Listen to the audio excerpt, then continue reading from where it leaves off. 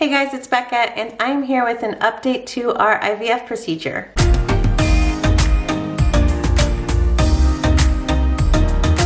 So first off, I want to apologize for the late update. So many of you have been encouraging and sending encouraging messages, and sorry for leaving you all hanging, but I have news. I've been a little hesitant to update for a couple reasons. One, I want to just say ahead of time that there may be some triggers here for people who are suffering through infertility or who have had previous losses. So if those subjects trigger you, then just a heads up, you might want to just click out of the video. But for anybody who's curious, I want to give you a quick update, and that is, so the first IVF procedure we did starting in late February, early March, worked. So we are pregnant and we're very excited and also very cautious right now, and that level of caution has been a large part of why I have been hesitant to make any updates, just because I have this like superstition that I'll make an update and then the very next day something will happen and I'll have to like walk that back. But so far tomorrow is 8 weeks and we're hoping everything is fine. We have our first ultrasound appointment tomorrow. Things have been really kind of difficult from an anxiety standpoint, especially since I've had losses in the past, and here in Sweden they don't do any kind of blood draw confirmation of the pregnancy or the beta HCG draws that you might be used to living in the US, especially if you have had previous losses. And those are really helpful to know that it's actually progressing appropriately.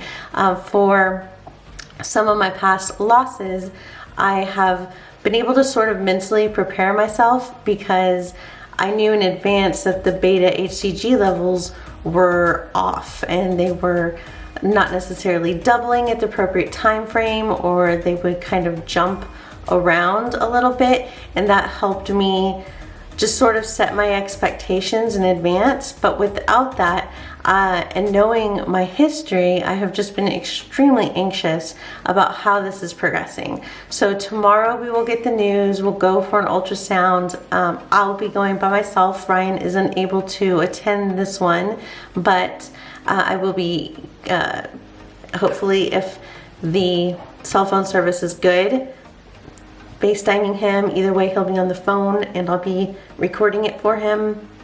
I have like a lot of anxiety around this. In the past, I've had a couple chemical pregnancies and then a blighted ovum, and then later pregnancy around the 8-week mark where the heartbeat had stopped. So really anxious to go in tomorrow and see what is there and if it's progressing appropriately, and really did want to update you guys ahead of that, just to let you guys know what's going on, since I know some of you are following this really closely and have been very encouraging. And also I'm going to update you on the status of the ultrasound regardless, so an update today would make sense. I've actually been meaning to do one, and it's like, oh, I'll do it today, and then anxiety gets the better of me and I haven't. So that's what's going on with us. I have, in lieu of the beta draws for blood tests, been taking a ton of pregnancy tests at home. I finally got myself to stop about a week and a half, 2 weeks ago. I kept them up until about 16 days past transfer. A combination of the cheapies on Amazon, which I'll include a link to if you love testing as much as I do, or you're just really like addicted or anxious. The cheap ones are great. I also ordered some first response ones, which are the more like sensitive standard ones, and I just did those every other day because I'm not made of money. They're expensive. So basically what I found when we started getting the positive tests is I got a very faint line the evening of 6 days past my 5-day transfer. And It was so faint. I kind of was like, are we imagining this? The morning had nothing at all. And then they kind of progressively got darker as time went on. The thing I noticed with both the cheap tests and the first response is a lot of them seemed just very steady in the lines, not necessarily getting darker every day, but being at least as dark. So it was really comforting to see that it wasn't going fainter. And I eventually got about 16 days past transfer on the first result, what's called a distealer, and that's where you have so much pregnancy hormone that the first line is the darkest line, and then like the control line is lighter, because the pregnancy line has so much hormone it steals most of the dye. And that made me confident enough to stop testing for now. I haven't had a test that dark in the past, so hopefully it's a good sign.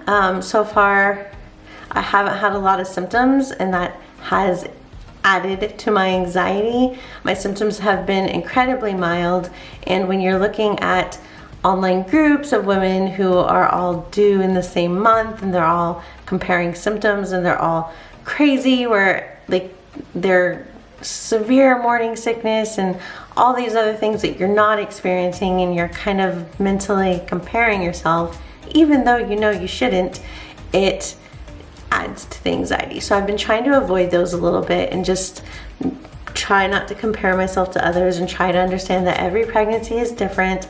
It's a little hard because when you look up stuff online, you keep seeing things like, oh, don't worry if you're super sick, because this means that you have a really healthy pregnancy, and then you start questioning your own.